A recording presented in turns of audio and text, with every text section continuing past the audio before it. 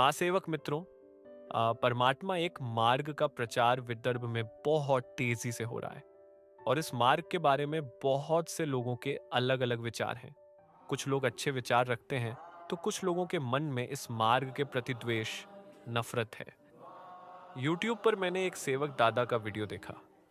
उस वीडियो के नीचे कुछ लोगों ने कमेंट किया था, ये जो हनुमान जी की पूजा कर रहे हैं वो कौन है। दूसरा कमेंट था, हनुमान जी एक हैं या दो, हनुमान जी राम भक्त हैं या नहीं, क्या उन्होंने अपना जीवन राम को समर्पित किया था या नहीं।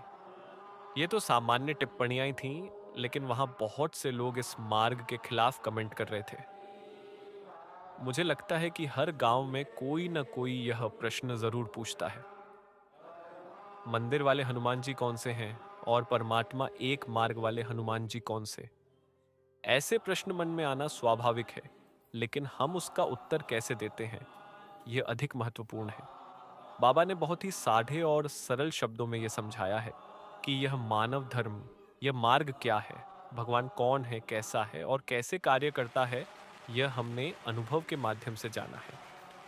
बाबा ने जिस प्रकार एक ही परमेश्वर की प्राप्ति की, वह हमें बाबा के मार्गदर्शन और मानव धर्म परिचय पुस्तक से सीखने को मिला है। फिर भी प्रश्न उठता है, मंदिर के हनुमान जी कौन है और परमात्मा एक मार्ग के हनुमान जी कौन है। हमारे मार्ग के कुछ सेवकों के इस विषय पर अलग अलग विचार हैं। जिन्होंने इस मार्ग का अध्ययन नहीं किया या जिनके विचार हनुमान जी के वास्तविक स्वरूप तक पहुंचे ही नहीं, वे अपनी तरह से तरह तरह के तर्क लगाते हैं। कुछ कहते हैं कि हनुमान जी ही अमर देव हैं, जिनकी मृत्यु नहीं हुई, जो मरता है वो मनुष्य और जो नहीं मरता वही भगवान, इसलिए हम हनुमान जी को भगवान मानते हैं। लेकिन यह तर्क गलत है। केवल हनुमान जी ही अमर नहीं है, बल्कि हिंदू धर्म में 60 चिरंजीवी अमर व्यक्तियों का उल्लेख है। अश्वत्थामा, राजा बलि, वेद व्यास, विभीषण, कृपाचार्य, परशुराम और हनुमान जी। कहा गया है कि इनका भी अंत होगा। जब कलयुग समाप्त होकर सत्ययुग की शुरुआत होगी, तब ये सातों चिरंजीवी भी मृत्यु को प्राप्त होंगे। कुछ सेवक यह तर्क देते हैं कि हिंदू धर्म के लोग हम पर टीका टिप्पणी न करें, इसलिए हम हनुमान जी का अधिक सम्मान करते हैं और उन्हीं का नाम लेते हैं। अब उस वीडियो की बात करें। एक व्यक्ति ने अपने दुख दूर करने के लिए बाबा से हनुमान जी का एक मंत्र लिया।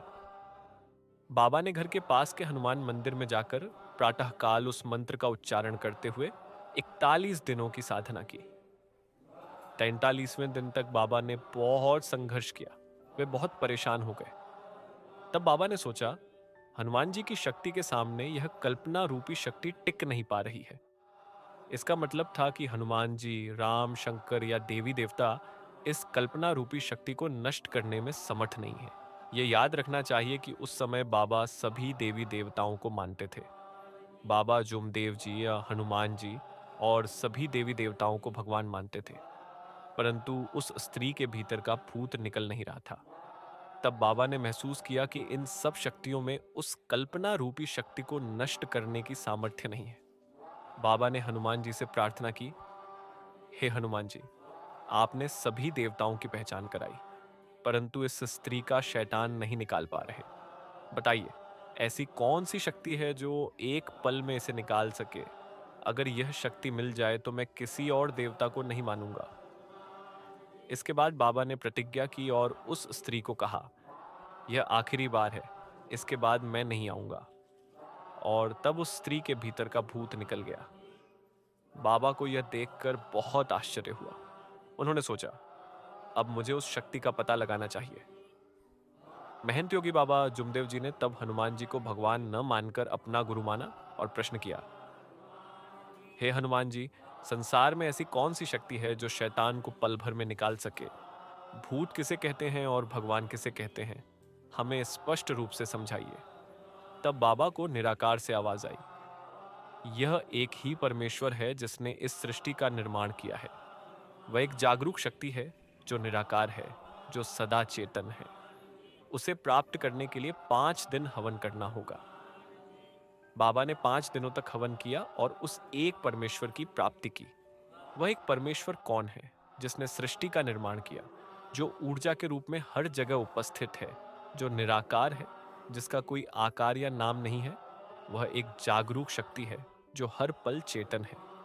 यही शक्ति बाबा ने इस मार्ग में स्थापित की, जो आज भी कार्य कर रही है। बाबा ने कहा कि हर जगह उपस्थित इस शक्ति को अनुभव करने के लिए मानव का एक लक्ष्य बने। इस हेतु बाबा ने अपने गुरु बाबा हनुमान जी को इस दैवी शक्ति का प्रतीक रूप में लोगों के सामने रखा।